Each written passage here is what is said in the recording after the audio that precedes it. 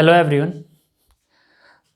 कक्षा 12 के मैथ्स में चैप्टर नंबर 1 में संबंध और फलन यानी कि रिलेशन और फंक्शन में हम रिलेशन पढ़ रहे थे, जिसमें हमने लास्ट वीडियो में कुछ एग्जाम्पल, शायद एग्जाम्पल नंबर 2 और 3 और एक क्वेश्चन किया था।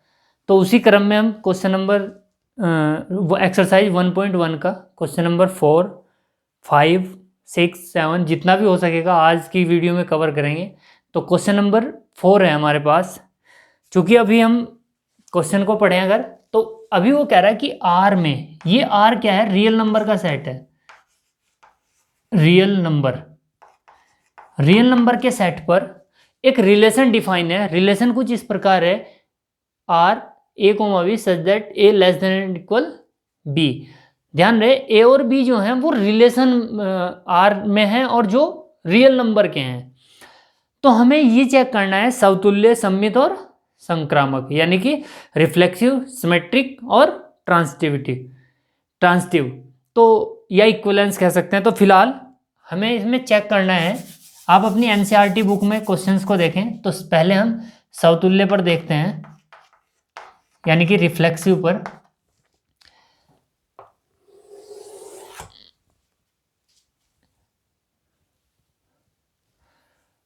समतुल्य पर हमें एक एलिमेंट इससे मानना होगा, let A belongs to R. ये आर रियल नंबर वाला आर है, ये वाला, क्योंकि आर तो रिलेशन है। यहाँ रियल लिख देता हूँ, रियल वास्तविक संख्याएं। तो आर में ए कोमा बी, यानी कि दो एलिमेंट ए कोमा बी तभी होंगे जब ए लेस देन इक्वल बी होगा। चूंकि रियल नंबर या तो खुद के बराबर होगा या फिर अपने आप से छोटा होगा, अपने आप से बड़ा तो हो ही नहीं सकता। तो अगर ए बिलोंग टू आर है, चूंकि ए लेस देन इक्वल ए, ऐसा पॉसिबल है क्योंकि कोई भी वास्तविक संख्या अपने आप के बराबर या अपने आप से छोटी होगी, बड़ी तो हो नहीं सकती। तो इसलिए ए लेस देन ए, तो इसका मतलब हम ये कह सकते हैं कि A comma A belongs to R. R मतलब रिलेशन में, तो इसका मतलब ये समतुल्य है, संबंध होगा। अगर दूसरा देखें हम सममित पर,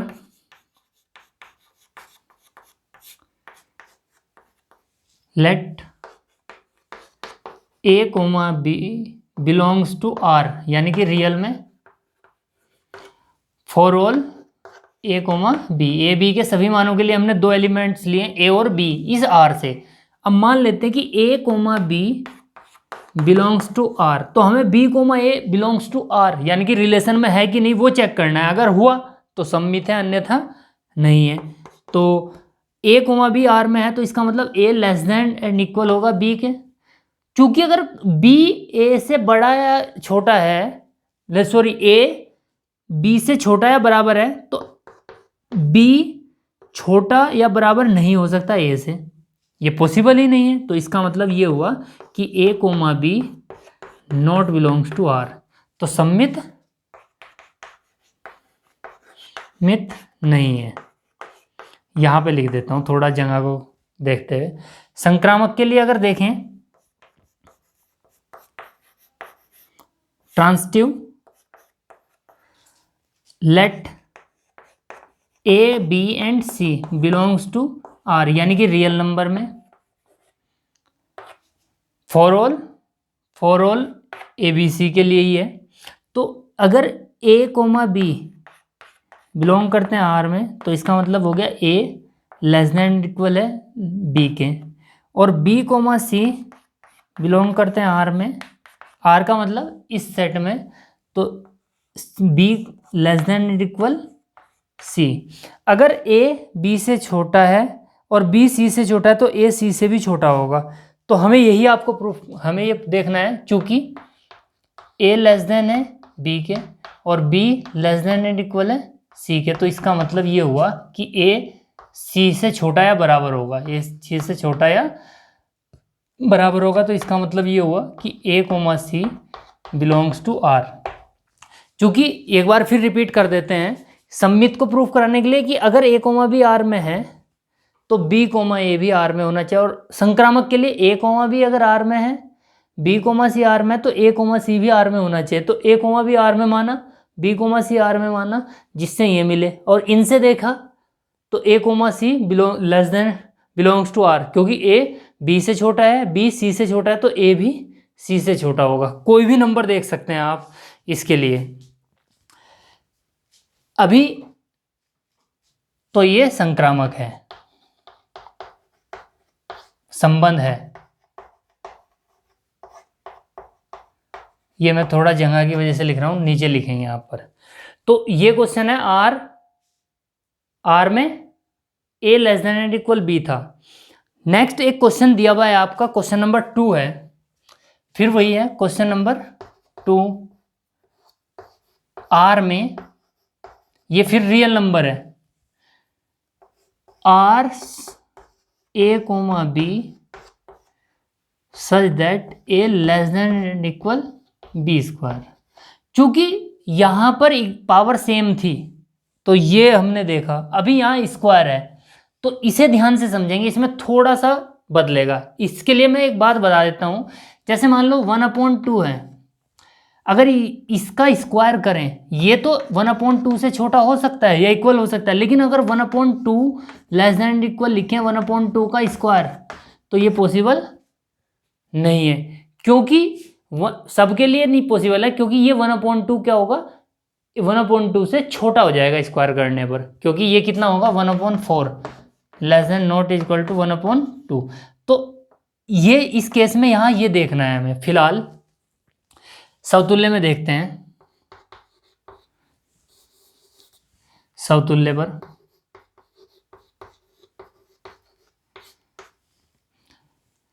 ए लेट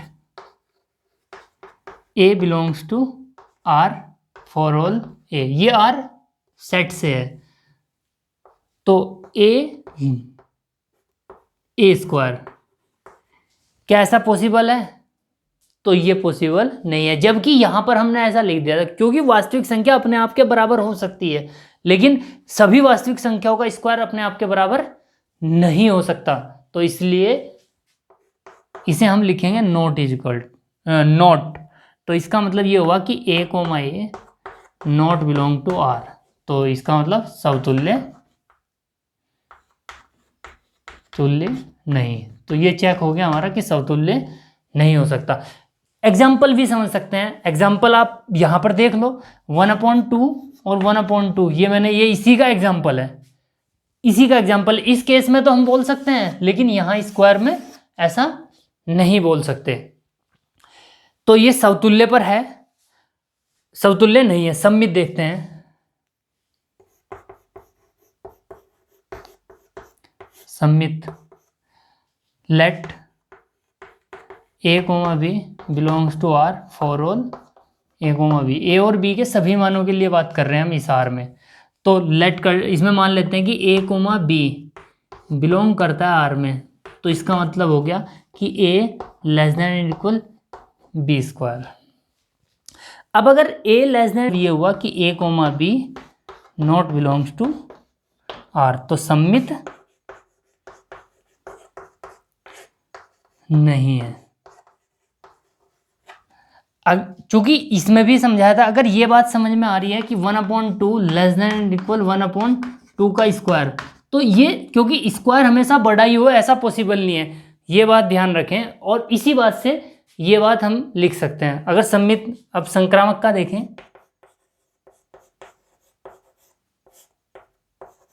पर a b and c belongs to R for all a b c, ये लेट है, लेट लिख देते हैं, let a b c belongs to R for all a b c. मान अगर ए कोमा बी बिलोंग करता है आर में, तो हम ऐसा लिख सकते हैं कि A is less than equal B square, और बी कोमा सी बिलोंग करता है आर में, तो हम ऐसा लिख सकते हैं कि b less than equal c square. तो अगर हम पावर सिंगल में काम कर रहे होते तो ए हमेशा सी से छोटा होता, लेकिन अगर हम स्क्वायर में बात कर रहे हैं, क्योंकि स्क्वायर किसी भी रियल नंबर का छोटा भी हो सकता है। तो इसका मतलब अभी यहाँ लिख देते हैं इसे, चूंकि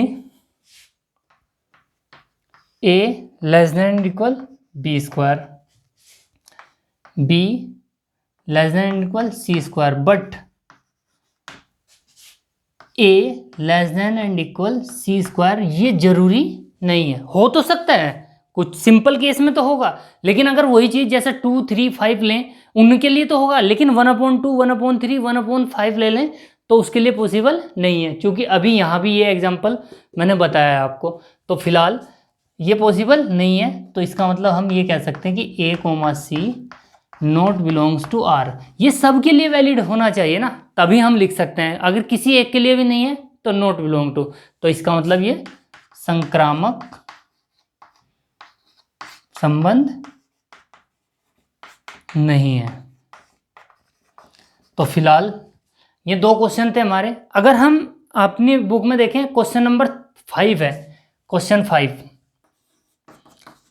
5 में अगर देखें तो क्वेश्चन 5 में यहाँ केवल r क्यूब है, यानी कि r में r such that a, b और a is less than equal b cube. Same question होगा ऐसे ही, जो चीज़ इसमें समझ रहे हैं वो बस क्यूब के साथ समझनी है हमें। तो फिलहाल क्वेश्चन नंबर 5 आप स्वयं ट्राई करें और खुद लिखें इसी से। तो क्वेश्चन 4 था, क्वेश्चन 2 था, क्वेश्चन 5 था। अगर क्वेश्चन 2, 4, 5, 3, क्वेश्चन नंबर 3 है आपका। क्वेश्चन 3 कुछ इस प्रकार दिया हुआ है, उसने एक सेट दिया है क्वेश्चन 3 में, a बराबर 1, 2, 3, 4, 5 और 6 ये दिया है, और रिलेशन जो दिया है वो दिया है आपका a, b such that a b is equal to a plus 1 ये दिया है। तो अगर r लिख लें, क्योंकि ये r में बात कर रहे थे, यानी कि ये इनफाइनाइट है, इसका मतलब अनंत है इसमें r, तो इसलिए हमें फॉर ऑल के लिए लिखना पड़ा। और इसके लिए ये तो फिक्स है, फाइनाइट है। इनफाइनाइट के लिए तो हम कुछ इस प्रकार से कर रहे हैं, ये फाइनाइट है तो इसके लिए हम r रोस्टर फॉर्म में लिख सकते हैं। देखो अगर 1 पुट करते हैं एक को तो 1,2 हो जाएगा। अगर यहाँ 2 पुट करें 2,3, 3,4, 4,5, 5,6, 6,7 नहीं लिख सकते हम। तो फिलहाल ये जो आर है वो ये सेम है, मतलब ये दोनों इसे रोस्टर फॉर्म में हमने लिखा। तो अब इसे देखते ही बता सकते हैं, चूंकि ये तो आप अपने आप ही देखोगे कि 1,1 ये मैं केवल सिंपल समझा रहा हूँ, 1,1 नॉट बिलोंग टू आर, 2,2, 3,3, 4,4 ये सब है ही नहीं इसमें। तो इसका मतलब हम ये कह सकते हैं कि a, not belong to R for all a। तो a, not belong to R for all a के सभी मानों के लिए ये बिलोंग ही नहीं कर रहा है, तो इसका मतलब ये सममित समतुल्य नहीं है। ऐसे ही आप अगर इसमें 1,2 है तो आप इसे देख सकते हैं 1,2 बिलोंग कर रहा है R में, बट 2,1 R में बिलोंग नहीं करता, तो इसलिए सममित भी नहीं है। अगर 1,2 R में है, 2,3 R में है, लेकिन 1,3 कहीं नहीं है, तो इसलिए संक्रामक भी नहीं है। तो कुछ इस तरह के, तो केवल ये फाइनाइट है, तो फाइनाइट के लिए तो आप एग्जाम्पल देकर भी इसका क्वेश्चन लिख सकते हैं। ऐसे एक क्वेश्चन सिंपल है, क्वेश्चन नंबर 4, 5 हो गया, 6 है क्वेश्चन नंबर 6। क्वेश्चन नंबर 6 में ए दिया हुआ है आपका, एक सेट दिया हुआ है 1, 2, 3, और आर जो दिया हुआ है उसने खुद ही दिखा है 1,2 और 2,1। अब ये तो आप देखते ही पता लग रहा है कि 1,1, 2,2, 3,3 है ही नहीं, तो समतुल्य नहीं है। 1,2 है, 2,1 है, तो यानी कि ये सममित है, सममित समतुल्य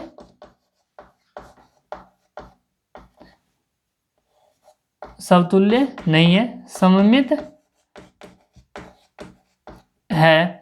और संक्रामक 1,2 है, 2,3, यानी कि तीनों वो ही नहीं एग्जिस्ट कर रहे। A comma B, B comma C, A comma B, B comma C और ए कोमा सी वो इसमें बिलोंग ही नहीं कर रहे, तो इसलिए संक्रामक भी नहीं है। तो कुछ इस प्रकार के छोटे छोटे क्वेश्चंस हैं, तो इन्हें आप खुद ट्राई करें। और अगर एक क्वेश्चन देखें इसके आगे, अगर मैं याद कर रहा हूं तो कर पा रहा हूं, तो क्वेश्चन नंबर 7 है। क्वेश्चन नंबर 7 यहीं पे बता देता हूं मैं। क्वेश्चन 7, एक लाइब्रेरी है और लाइब्रेरी का सेट दिया हुआ है, यानी कि वो मान लेते हैं पुस्तकालय का पुस्तक है, ये पुस्तकालय में सभी पुस्तकें, ये आप समझ सकते हैं। बस ए कोई सेट है, ये सभी पुस्तकालयों का समुच्चय है, और आर जो कुछ इस प्रकार दिया हुआ है x, y, और ये x और y, यानी कि x पुस्तक में के पेज बराबर y पुस्तक के पेज, मतलब 2 बुक्स हैं, 2 बुकों के पेज अगर बराबर हैं तो ही वो रिलेशन में है। तो अगर बराबर हैं तो कुछ इस प्रकार से, मान लो ये सेट दे रखा, ये पुस्तकालयों का समुच्चय है, और इसमें x, y करके दे रखा है, x, y such that, sorry इसमें है x, y such that x बराबर y, यानी कि x में पेजों की संख्या बराबर y में पेजों की संख्या। तो अगर इसे आप सिंपल समझें, ये अगर मैं ये कहूँ कि 2 पुस्तकें हैं मेरे पास, पहली पुस्तक और दूसरी पुस्तक, तो अगर मैं इसी पुस्तक के पेज इसी के बराबर लिख दूं तो ये समतुल्य हो गया, मतलब किसी के भी पुस्तक के पेज अपने बराबर तो होंगे होंगे। अगर मैं ये कहता हूं कि इस पुस्तक के पेज इस पुस्तक के बराबर हैं और इस पुस्तक के पेज इस पुस्तक के बराबर हैं, यानी कि एक के पहली पुस्तक के पेज दूसरी के बराबर है या दूसरी के पेज पहली के बराबर है, तब भी लिख सकते हैं। और अगर तीसरी पुस्तक भी मान लें, ये इन दोनों के पेज बराबर हैं, इन दोनों के पेज बराबर हैं, तो इन दोनों के भी तो पेज बराबर होंगे, तो ये संक्रामक हो जाएगा। तो ये छोटे छोटे क्वेश्चन हैं, ये आप ट्राई करें। तो कुछ इस एक्सरसाइज के जो और अच्छे क्वेश्चन हैं, 1-2 क्वेश्चन और बचे हैं, वो हम नेक्स्ट वीडियो में कराएंगे। धन्यवाद।